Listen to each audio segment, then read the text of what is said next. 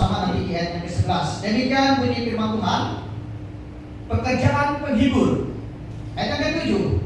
Namun benar yang kukatakan ini kepadamu adalah lebih berguna bagi kamu jika aku pergi. Sebab jikalau aku tidak pergi, penghibur itu tidak akan datang kepadamu.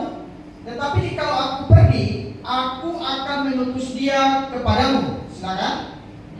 Kalau ia datang, dia akan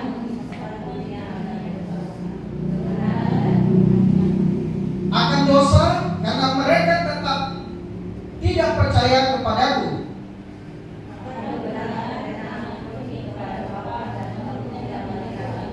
Ayat 11 kita bersama-sama 1, 2. Akan penghakiman karena bermusuhnya telah dihukum. Nah, Bapak Ibu saudara-saudari yang terkasih dalam Tuhan, Bapak Ibu kalau perhatikan perikop tema ya, di situ dikatakan pekerjaan penghibur. Jadi kalau berbicara tentang pekerjaan penghibur, pertanyaannya siapa yang mengerjakan penghiburan di dalam dunia ini? Maka di situ di ayat yang ke-7, kalau Bapak Ibu perhatikan, di situ jelas mengatakan bahwa itu satu peristiwa di mana Tuhan Yesus berbicara kepada para murid dan orang-orang percaya pada waktu itu. Di situ dia katakan, namun benar yang kukatakan ini kepadamu adalah lebih berguna bagi kamu jika aku pergi. Sebab jikalau aku tidak pergi, penghibur itu tidak akan datang kepadamu. Tetapi jikalau aku pergi, aku akan mengutus dia kepadamu. Nah, yang menjadi pertanyaan kita adalah siapa yang akan Tuhan utus? Siapa yang akan Tuhan kirim ke dalam dunia ini setelah dia naik ke surga? Maka di situ jelas dikatakan ada satu pribadi yang Tuhan kirim ke dalam dunia ini. Maka Bapak Ibu, minggu lalu seharusnya kita memperingati hari Pentakosta ya. Hari Pentakosta itu artinya apa sih? Itu hari ke-50 Bapak Ibu.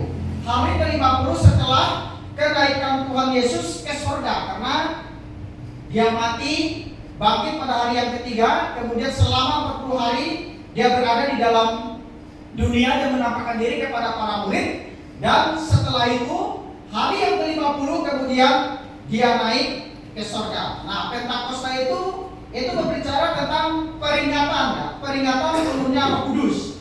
Jadi Bapak Ibu kalau kita baca di dalam Kisah Rasul ya pasal 2 itu tadi yang dijelaskan, itu peristiwa di mana pencurahan Roh Kudus ya, pencurahan Roh Kudus pada zaman itu. Nah, ini satu gambaran yang saya perlihatkan kepada kita. Nah, Bapak Ibu, ketika Roh Kudus diturunkan, dicurahkan kepada orang percaya pada waktu itu, bukan berarti Roh Kudus itu naik turun kembali Bapak Ibu. Jadi sekali dicurahkan pada zaman itu 2000 tahun yang lalu, maka Roh Kudus itu tetap ada. Nah, oleh sebab itu kalau kita melihat hari raya Pentakosta itu adalah hari di mana peringatan turunnya Roh Kudus. Nah, bisa juga kita sebut hari raya orang Kristiani, yang kalau kita melihat di dalam Kisah Para Rasul yang dibacakan dari berikut tadi ayat 41 itu, bahwa di situ lahirnya gereja mula-mula Bapak Ibu. Lahirnya gereja mula-mula, kemudian permulaan misi penginjilan gereja, sehingga di situ menjadi sesuatu yang menarik pada kehidupan jemaat pada mula-mula. Mereka hidup bersekutu, hidup bersama, bahkan hidup saling menguatkan di dalam Tuhan. Nah, kalau kita melihat di sini ya, saya akan berbicara tentang judul. Tema malam hari ini adalah berbicara tentang peran serta ya, peran serta Roh Kudus dalam kehidupan orang percaya. Nah, Bapak Ibu, ada kata depan di situ, peran serta. Bapak Ibu membayangkan apa itu yang disebut dengan peran serta? Maka peran serta itu artinya adalah bisa dikatakan kita ada partisipasi aktif ya, partisipasi aktif, berkontribusi ya, berpartisipasi aktif, berkontribusi ya, itu namanya berperan. Kemudian terlibat, itu namanya berperan. Kemudian terlibat kerjasama, itu namanya berperan. Nah, ada pengabdian di mana dia berpartisipasi aktif, itu namanya berperan. Nah, kalau di situ dikatakan peran serta Roh Kudus, berarti Roh Kudus itu aktif berperan, terlibat, berkontribusi, bahkan mengabdikan diri di dalam kehidupan orang-orang yang percaya. Nah, itu artinya apa itu peran serta. Nah, Bapak Ibu kemarin kan kita sudah diingatkan dengan satu tema di dalam buku itu, gereja yang bergerak memberi hidup, ya. Gereja yang bergerak memberi hidup artinya berperan serta, Bapak Ibu, berperan serta di dalam kehidupan ini sebagai orang percaya untuk terlibat aktif, berpartisipasi aktif, bekerja sama aktif untuk mewartakan kerajaan Allah yang ada di dalam dunia ini. Itu artinya berperan serta. Maka di sini dikatakan ada peran serta Roh Kudus ke dalam kehidupan orang-orang percaya. Next, kita lihat pendahuluannya. Nah, ini pendahuluan. Kristus sendiri adalah penasehat waktu dia ada di dalam dunia, ya. Waktu dia ada dalam dunia, pembela, penghibur, dan sumber berkat, sumber kekuatan, sehingga selama kehadirannya sepanjang kurun waktu inkarnasinya di bumi ini, peranan penghibur belum begitu mendesak, ya. Hingga Kristus kembali ke surga, selama Kristus sendiri dapat langsung menjelaskan dirinya sendiri, bersaksi dan menyampaikan ajarannya kepada murid-muridnya, maka belum diperlukan yang lain atau belum diperlukan Roh Kudus untuk turun pada waktu itu untuk memberikan pencerahan, bersaksi, dan membuat firman itu diingat. Next, selanjutnya di situ dikatakan, tetapi pada saat Yesus meninggalkan mereka, maka penting Bapa mengutus Roh, ya, Roh Kudus untuk mengambil alih tugas tersebut terhadap orang-orang percaya, dan juga tugas-tugas selanjutnya, yakni menginsafkan. Itu ada di dalam ayat yang ke-8. Dan kalau ia datang, ia akan menginsafkan dunia akan dosa, kebenaran, dan penghakiman. Itu jelas dikatakan, ya. Dia akan menginsafkan dunia akan dosa karena tidak percaya akan Kristus, akan kebenaran karena Kristus, maka penjelmaan kebenaran telah naik kepada Bapa, akan penghakiman karena penguasa di dunia ini dihukum dalam kematian Kristus. Nah, Bapak Ibu, itu bagian yang kita lihat sebelum Yesus naik ke dalam surga. Kemudian di situ dia mengatakan bahwa akan dicurahkan Roh Kudus kepada orang-orang yang percaya. Maka kalau kita lihat peran Roh Kudus dalam penciptaan, Bapak Ibu, ini peran Roh Kudus dalam penciptaan. Next, dalam penciptaan. Nah, yang pertama kita melihat adalah Roh itu melayang-layang di atas permukaan air, ya. Itu di dalam Kejadian pasal 1 ayat 2. Bumi belum berbentuk dan kosong, dalam gulita menutupi samudera raya, dan Roh Allah melayang-layang di atas permukaan. Nah, yang pertama kalau kita melihat itu adalah Roh itu melayang-layang di atas permukaan air. Yang kedua adalah membentuk manusia, itu di dalam masa penciptaan, ya. Maka di situ dikatakan ketika itulah Tuhan Allah membentuk manusia itu dari debu tanah dan menghembuskan napas hidup ke dalam hidungnya, demikianlah manusia itu menjadi makhluk yang hidup. Kemudian ada 3, mencerahkan langit, Bapak Ibu. Oleh napasnya langit menjadi cerah, tangannya menembus ular yang tangkas, ya. Artinya menembus ular dalam arti itu iblis, ya, di mana ada pernah jatuh ke dalam dosa. Kemudian yang keempat adalah memelihara kehidupan binatang dan memperbaharui permukaan bumi. Nah, Bapak Ibu, kalau kita melihat di bagian yang ketiga, yang keempat, peran Roh Kudus di dalam penciptaan, Bapak Ibu, terkadang kita lupa di dalam dunia ini sebenarnya memang Roh Allah sendiri yang mencerahkan langit itu. Maka kita lihat pagi hari itu matahari bersinar seperti itu, ya. Malam hari itu ada bulan yang menerangi bumi ini. Sehingga kalau bukan Tuhan yang melakukan itu, kita mau katakan siapa yang mengontrol matahari dan bulan itu sehingga dia bisa hidup sesuai dengan waktunya seperti itu. Kemudian dia memelihara kehidupan binatang dan memperbaharui permukaan bumi, memperbaharui semua kita yang setiap hari hidup di dalam dunia ini. Itu adalah bagian dari peran Roh Kudus di dalam melengkapi, di dalam penciptaan. Nah, yang selanjutnya adalah next, Bapak Ibu perhatikan selanjutnya, pekerjaan Roh Kudus dalam melengkapi bagian pelayanan, ya. Roh datang pada orang yang dipilih Allah untuk tugas tertentu dan menganugerahkan kecakapan untuk mengemban tugas itu. Misalnya Bapak Ibu, ada keahlian, ya. Keahlian itu misalnya di dalam Keluaran pasal 31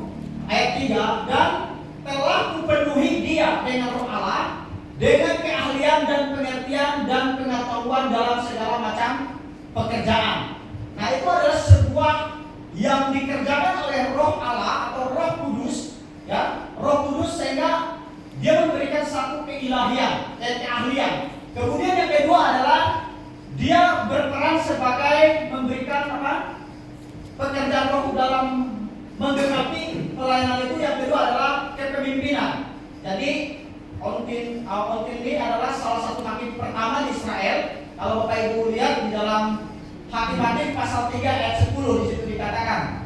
Nah, kemudian yang selanjutnya adalah Roh Kudus itu memberikan kekuatan badani, ya. Badani artinya di dalam diri manusia atau di dalam diri anak-anak Tuhan. Maka Roh Kudus itu berperan memberikan kekuatan badani. Maka kalau kita lihat ini dalam satu kisah Hakim-Hakim pasal 14 ayat 6.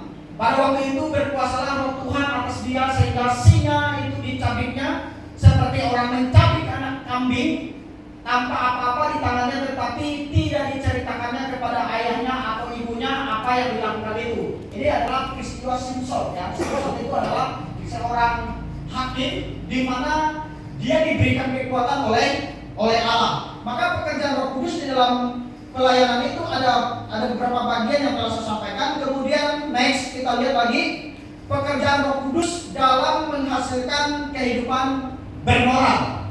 Nah, ini Bapak Ibu, ya. Pekerjaan Roh Kudus itu dalam menghasilkan kehidupan bermoral. Maka kalau kita lihat pemazmur menaikkan permohonan supaya hati nuraninya, ya, diselidiki dan ia dipimpin di jalan yang kekal. Nah, Bapak Ibu, sebagai orang yang mungkin kita tidak bisa membedakan mana itu hati nurani, mana itu Roh Kudus yang bekerja di dalam hati kita. Kadang-kadang itu sesuatu yang sesuatu yang sulit dibedakan, tetapi ada perbedaannya Bapak Ibu. Hati nurani kita itu bisa salah, ya. Hati nurani kita itu bisa salah, tetapi kalau Roh Kudus yang memimpin hati nurani kita, maka dia akan memimpin kita kepada kebenaran. Maka di situ dikatakan di dalam Mazmur, ya, di dalam Mazmur pasal 139 ayat 7, kemana aku dapat pergi menjauhi Rohmu, kemana aku dapat lari dari hadapanmu. Kemudian di ayat ke-23 dikatakan situ, selidikilah aku, ya Allah, dan kenakanlah hatiku, ujilah aku dan kenakanlah pikiranku. Nah, yang selanjutnya di situ dikatakan di dalam ayat 24, lihatlah apakah jalanku serong, dan tuntunlah aku di jalan yang kekal. Maka kalau kita melihat adalah pekerjaan Roh Kudus dalam menghasilkan kehidupan yang bermoral, sehingga ketika Roh Kudus memimpin orang percaya kepada kehidupan ini, maka saya percaya orang percaya itu akan menjadi orang-orang yang moralnya baik, moralnya benar, kehidupannya lurus, tidak seperti orang-orang yang ada di dalam dunia yang mungkin melakukan segala sesuatu tanpa memperdulikan dosa di dalam kehidupan mereka sehari-hari. Nah, selanjutnya Bapak Ibu, ini yang menjadi satu hal yang saya mau tekankan kepada kita adalah hal-hal yang wajib diingat, ya. Hal-hal yang wajib, next. Ini hal-hal yang wajib diingat. Dosa yang tidak dapat diampuni adalah ini Bapak Ibu, dosa yang menghujat Roh Kudus. Maka ada banyak orang yang terlalu berani di dalam kehidupan ini, ya, terlalu berani untuk menghujat Roh Kudus. Nah, pertanyaannya Bapak Ibu, apa sih arti menghujat Roh Kudus? Menghujat Roh Kudus itu Bapak Ibu adalah bukan hanya mereka menghina, bukan hanya mereka mencaci maki Tuhan, bukan hanya mereka menyepelekan Tuhan, tetapi sesungguhnya adalah menghujat Roh Kudus itu ketika kita beritakan firman, ketika kita menyampaikan firman kepada jemaat, kepada orang-orang percaya, tetapi mereka tetap tidak mau percaya di dalam hati mereka, sampai mereka nanti dipanggil Tuhan, mereka tidak mau percaya dan sampai selama-lamanya tidak mau menerima Tuhan, maka itu adalah orang yang menghujat Roh Kudus. Dan orang yang menghujat Roh Kudus di dalam Markus pasal 3 ayat 29 dikatakan, tetapi apabila seseorang menghujat Roh Kudus, ia tidak mendapat ampun selama-lamanya, melainkan bersalah karena berbuat dosa kekal. Nah, Bapak Ibu, sekali lagi saya mau katakan kepada kita, ini dosa yang paling menakutkan Bapak Ibu. Bapak Ibu kalau ingat cerita Ananias dan Safira, orang Kristen, orang percaya, ketika mereka mempersembahkan hasil apa yang mereka jual, kemudian mereka mendustai Roh Kudus, mereka mempersembahkan separuh dari apa yang mereka jual, maka Petrus tahu bahwa dia adalah orang yang membohongi atau mendustai Roh Kudus. Maka di situ dikatakan suami istri itu langsung meninggal. Ya. Kemudian kalau Bapak Ibu juga lihat di dalam Alkitab ada satu raja yang bernama Herodes. Dia berkhotbah, dia mengatakan bahwa inilah Allah itu. Dia mengatakan bahwa akulah Allah, seperti itu ya. Akulah Allah yang kalian sembah itu. Maka dengan beraninya dia mengatakan demikian, maka seketika itu juga dia ditampar oleh malaikat sehingga dia juga langsung meninggal. Bapak Ibu, kalau Bapak Ibu rajin baca Alkitab, Bapak Ibu pasti akan menemukan cerita-cerita yang demikian. Nah, selanjutnya di dalam Matius pasal 12 ayat 31, di situ dikatakan adalah sebab itu aku berkata kepadamu, segala dosa dan menghujat manusia akan diampuni, tetapi hujat terhadap Roh Kudus tidak akan diampuni. Artinya apa Bapak Ibu? Artinya begini, mungkin Bapak Ibu tidak suka dengan saya, tidak suka dengan penginjil, tidak suka dengan hamba Tuhan. Bapak Ibu boleh hujat saya, hina saya atau katakan apa saja. Itu tidak akan membuat Bapak Ibu tidak diampuni dosa Bapak Ibu. Tetapi kalau Bapak Ibu menghujat Tuhan, ya, menghujat Tuhan, maka di situ dikatakan tidak akan diampuni lagi ketika kita menghujat Roh Kudus. Maka kalau misalnya ada jemaat yang menghujat misalnya seorang penginjil atau seorang pendeta atau sesama orang percaya, dosanya pasti bisa diampuni ketika dia masih bisa bertobat. Tetapi sekali lagi Bapak Ibu, kalau seandainya dia selama hidupnya tidak bisa menerima Yesus dalam hatinya, maka itu adalah satu dosa yang sangat tidak bisa diampuni. Bapak Ibu ingat satu program yang disampaikan oleh pusat kemarin, satu keluarga itu bahwa satu orang untuk untuk datang kepada Tuhan. Nah, alasannya apa Bapak Ibu? Coba buka satu ayat. Nah, keluarkan saya dulu satu ayat di dalam Yudas pasal 1 ayat 23. Ini yang menjadi alasannya Bapak Ibu. Bapak Ibu perhatikan ya. 1 Yudas pasal 1 ayat 23 ya. Bapak Ibu, kitab Yudas adalah kitab satu pasal. Ya, satu pasal ayat 23. Ini yang menjadi Ini yang menjadi hal yang harus kita lakukan ya. Maka di situ dikatakan selamatkanlah mereka dengan jalan merampas. Tahu merampas Bapak Ibu? Jadi merampas itu artinya apa kita sadari sebenarnya hidup kita ini sudah berada di satu titik yang sebentar lagi jatuh. Demikian juga mereka itu. Maka di situ dikatakan selamatkanlah mereka dengan jalan merampas mereka. Dari apa? Dari api itu Bapak Ibu, dari hukuman kekal itu. Maka itulah yang mati-matian dikerjakan oleh orang-orang yang ada Roh Kudus di dalam hati mereka. Kalau ada Roh Kudus di dalam hidup kita, maka kita berjuang untuk bersama-sama kalau bisa rampas mereka Bapak Ibu. Jangan sampai mereka tiba-tiba jatuh sehingga waktu mereka hidup di dalam dunia itu tidak ada kesempatan, maka tidak ada lagi waktu untuk kita bisa mengambil mereka. Maka kita harus cepat merampas mereka dalam arti memberikan firman kepada mereka, karena ini adalah perintah Tuhan. Maka selamatkanlah mereka dengan jalan merampas mereka dari api. Tetapi tunjukkanlah belas kasihan. Caranya harus dengan lemah lembut, disertai dengan ketakutan kepada orang-orang lain juga. Dan bencilah pakaian mereka yang dicemarkan oleh keinginan-keinginan dosa. Itu berbicara tentang ketika mereka hidup di dalam pakaian mereka yang lama, ya, yang belum ada Kristus, maka di situ dikatakan kita itu harus membenci. Artinya kita pelan-pelan untuk tidak kita pelan-pelan meninggalkan hal yang mungkin mereka hidupi di dalam hidup mereka. Maka itu adalah sesuatu yang perlu kita lakukan bersama. Jadi tentang itu berbicara tentang di mana roh itu dicurahkan kepada orang percaya dan orang percaya itu harus bersaksi. Maka ada satu program yang disampaikan oleh pusat kemarin bahwa kalau bisa satu keluarga tahun ini satu orang. Nah, saya katakan kalau bisa satu pribadi satu orang itu sebisa sebanyak mungkin kita beritakan firman. Maka saya selalu katakan kepada kita, ayo bagi tugas. Mungkin Bapak Ibu bisa di dalam hal-hal yang kecil, di dalam keluarga kita, di dalam anak kita, di dalam orang-orang terdekat kita, ya, kita sudah diselamatkan, kita sudah dijamin. Bagaimana dengan mereka? Maka kata firman Tuhan, rampaslah mereka, selamatkanlah mereka.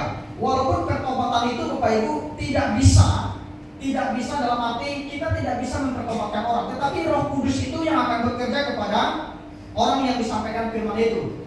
Maka oleh sebab itu kadang-kadang kita sebagai orang percaya tidak bisa dalam arti merubah kehidupan orang.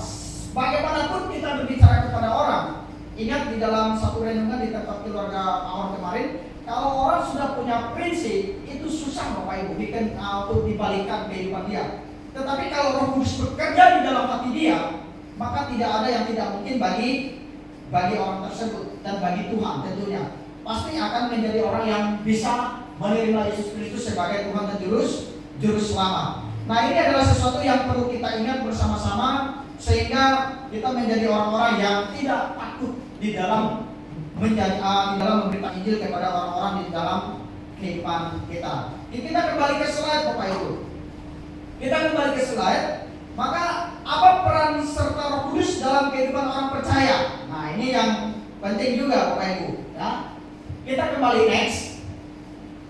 Apa peran serta Roh Kudus dalam kehidupan orang percaya? Nah, sekarang saya kembali kepada kita Bapak Ibu, ya, kembali kepada kita. Maka peran Roh Kudus di dalam kehidupan orang percaya kepada kita yang ada di dalam gereja ini adalah itu menciptakan dan memelihara kesatuan gereja. Itu yang dia kerjakan Bapak Ibu. Makanya kita selalu mengatakan kalau ada sedikit-sedikit konflik apa di dalam gereja sebagai jemaat Tuhan, jangan kita membesarkan hal demikian karena kita ini udah hidup di dalam Tuhan seperti itu. Kapan saja kita bisa lenyap dan ada kemungkinan kita tidak bisa memberikan pengampunan kepada orang tersebut. Maka salah satu tugas gereja, salah satu tugas Roh Kudus di dalam hati orang percaya itu supaya mereka itu menciptakan dan memelihara kesatuan gereja. Artinya kesatuan orang percaya Bapak Ibu. Walaupun kita terkadang ketika mendengar firman Tuhan tersinggung, kemudian kita marah, tetapi sekali lagi saya mau katakan kepada kita bahwa ketika firman Tuhan itu bisa membuat hidup kita sakit, perasaan kita sakit, maka saya percaya itu adalah sebuah obat yang harus menyembuhkan apa yang ada di dalam diri kita. Maka peran serta Roh Kudus dalam kehidupan orang percaya adalah menciptakan dan memelihara kesatuan gereja. Nah, malam hari ini Bapak Ibu saya mau sampaikan kepada Bapak Ibu untuk ulang tahun kita yang ke-39, puji Tuhan, saya sangat bersyukur sekali.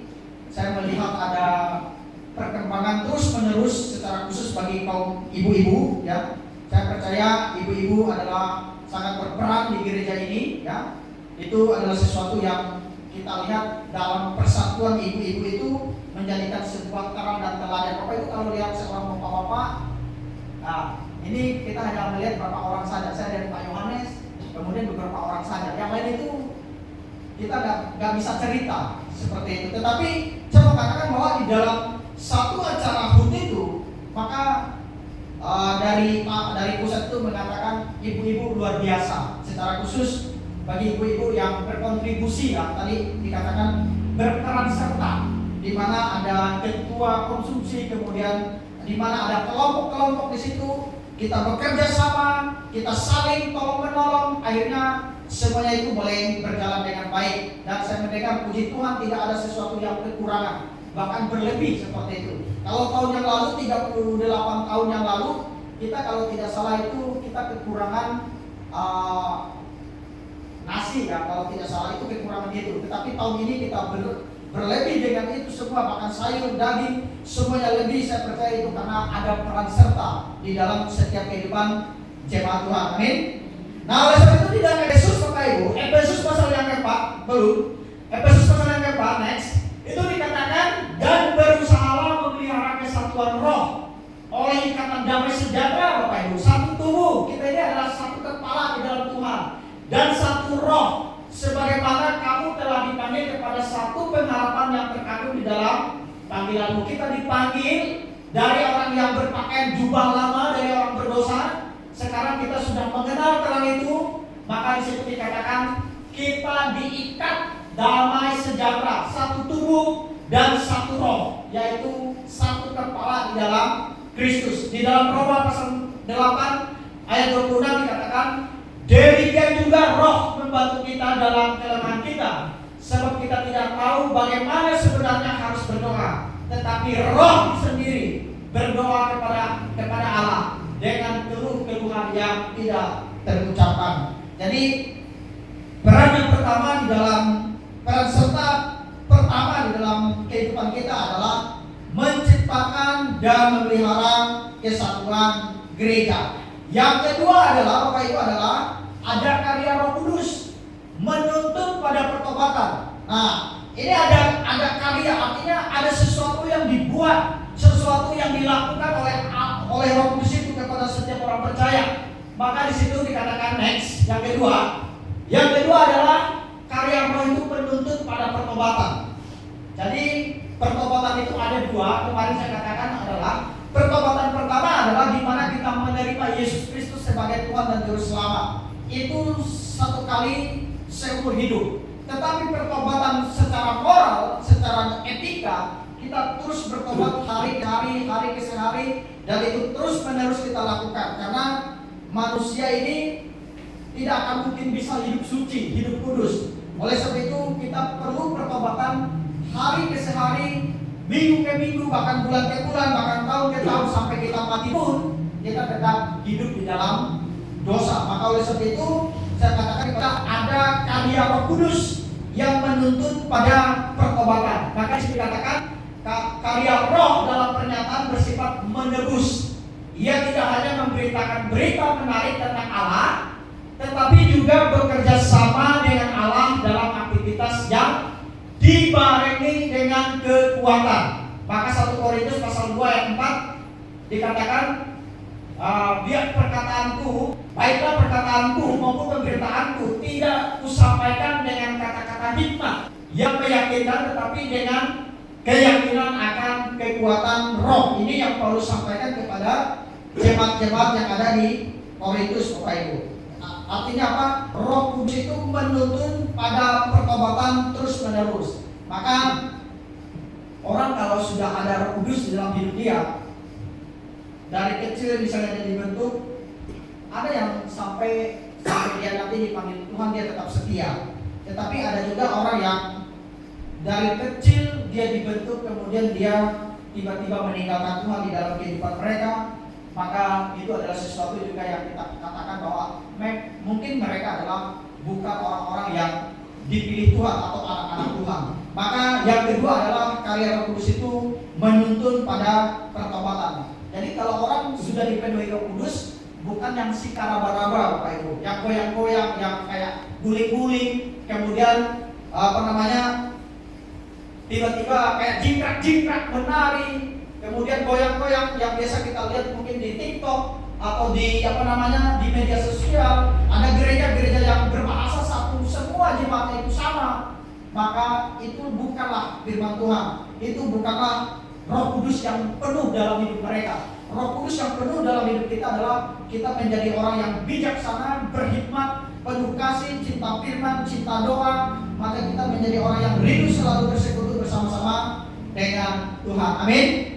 Dan yang ketiga, Bapak Ibu, adalah peran Roh Kudus, ya. Peran Roh Kudus, peran serta Roh Kudus dalam kehidupan orang percaya adalah yang ketiga. Beruntungnya Bapak Ibu, saya sendiri, kita semua, kita diadopsi Bapak Ibu, kita diangkat menjadi anak. Yesus anak tunggal Allah, tetapi kita adalah anak adopsi, anak angkat. Artinya kita adalah manusia yang dulunya kita ini adalah anak iblis, ya, yang harusnya kita masuk ke dalam neraka. Ini mungkin perkataan saya kasar, tetapi itulah faktanya. Sebelum kita mengenal Yesus, sebenarnya kita itu anak iblis, anak setan, Bapak Ibu. Karena kenapa? Setan itu akan masuk ke dalam neraka itu. Nah, setelah kita diadopsi, kita diangkat, maka kita disebut menjadi anak Allah. Kalau ditanya apa hebatnya kita diangkat jadi anak Allah, tidak ada hebatnya, Bapak Ibu. Itu semata-mata karena anugerah, semata-mata karena belas kasihan Tuhan kepada kita. Kalau saya mengingat masa lalu saya, Bapak Ibu, tidak mungkin saya menjadi hamba Tuhan dengan hidup yang tidak mengenal Tuhan, dengan hidup yang membenci dengan orang-orang yang beribadah kepada Tuhan. Tetapi karena belas kasihan Tuhan, saya adalah anak iblis dulunya, anak setan dulunya, tetapi sekarang saya diadopsi diangkat menjadi anak Allah. Maka karya roh pada saat kelahiran baru atau sesudahnya sering disebut roh yang mengangkat manusia. Maka di dalam Roma pasal 8 ayat 14, semua orang yang dipimpin roh Allah adalah bukan anak setan lagi, Bapak Ibu, anak Allah. Jadi orang yang dipimpin oleh roh Allah adalah anak Allah. Di dalam Galatia pasal 4 ayat 6, dan karena kamu adalah anak Allah, maka Allah telah menyuruh rohnya, roh anaknya ke dalam hati kita yang berseru, ya Bapa, ya Bapa. Maka di dalam pujian Ku Mau Cinta Yesus itu, ya Bapa, ya Bapa artinya apa? Di situ ada roh Allah di dalam hidup kita. Kita berdoa, kita memohon, kita meminta, kita kuat dalam hidup ini. Itu semua karena ada Roh Kudus yang ada di dalam kehidupan kita sebagai orang yang percaya, Bapak Ibu. Bapak Ibu, ketika orang tidak ada Roh Kudus dalam hidupnya, kalau kita mengingat satu kasus yang baru semalam yang ketahuan ya, itu orang-orang yang punya, bisa dikatakan punya hati iblis ya, yang dimana dia membunuh seorang anak kecil yang di Singkawang ya, begitu ya. Kemudian mayat dipindah-pindahkan, pada akhirnya disimpan di sebuah masjid seperti itu, dan pada akhirnya dia yang ikut peran serta juga mencari anak tersebut, ternyata dia juga yang pelakunya. Itu adalah sesuatu yang kita katakan itu adalah sesuatu perbuatan yang dikontrol oleh kuasa kegelapan itu. Bagaimana kita tega bisa memperlakukan orang yang sama dengan kita seperti itu? Maka itu adalah bagian dari orang-orang yang di dalam kehidupan ini tidak ada terang, tidak ada menemukan Tuhan di dalam kehidupan mereka. Maka sekali lagi bersyukurlah Bapak Ibu yang boleh datang, boleh mengenal Tuhan di dalam gereja ini, di mana kita bersama-sama Bapak Ibu, di mana kita bersama-sama berjuang mempertahankan iman kita, sehingga kita menjadi orang-orang yang nanti mendapatkan sukacita yang abadi bersama-sama dengan Tuhan di surga. Amin. Dan yang keempat adalah, saya mau katakan Bapak Ibu, yang keempat, roh perjanjian yang memateraikan orang percaya. Sekali lagi Bapak Ibu, di dalam ibadah kemarin saya sampaikan, di dalam ibadah keluarga ya, yang kemarin saya selalu katakan, di dalam dia kamu juga kan, karena kamu telah mendengar firman kebenaran, yaitu Injil keselamatanmu. Di dalam dia kamu juga, ketika kamu percaya, dia apa Bapak Ibu? Dimateraikan dengan Roh Kudus. Artinya keselamatan itu tidak mungkin bisa hilang Bapak Ibu, karena yang pegang keselamatan kita itu adalah Roh Kudus. Tuhan yang pegang keselamatan kita. Maka oleh sebab itu kita sudah dimateraikan dengan Roh Kudus yang dijanjikannya itu. Maka kita tidak percaya bahwa ada keselamatan itu yang bisa hilang. Tapi bagaimana pertanyaannya, misalnya ada orang yang dulu menjadi pendeta tiba-tiba menjadi orang yang mualaf, kemudian mereka mencaci maki Tuhan. Apakah Roh Kudus itu tidak memegang keselamatan mereka? Nah, sekali lagi Bapak Ibu, jawabannya hanya satu. Memang dulu dia pernah ada di dalam gereja, karena di dalam firman Tuhan katakan gandum dan lalang itu selalu bertumbuh bersama-sama. Mungkin mereka pernah baca firman, tetapi sesungguhnya hati mereka tidak pernah terima Tuhan. Dan sesungguhnya mereka adalah memang anak iblis, bukan orang percaya. Maka ketika mereka menjadi orang yang berbalik iman mereka, sesungguhnya mereka memang pada dasarnya ada awalnya dalam hati mereka adalah orang-orang yang memang bukan anak Tuhan. Memang mereka adalah orang-orang yang sangat orang-orang yang tidak mengenal Tuhan secara hati nurani mereka, dan mereka tidak mau menerima Tuhan, dan mereka juga tidak dipilih oleh Tuhan. Kalau Bapak Ibu ingat kisah Yudas Iskariot, siapa sih kita? Kita hanya umat biasa. Yudas itu rasul Bapak Ibu. Dia rasul, dia makan tidur, dia murid Tuhan, 3 tahun bersama Tuhan, dididik 3 tahun setengah. Apa yang dilakukan? Dia tetap menjadi orang yang pengkhianat.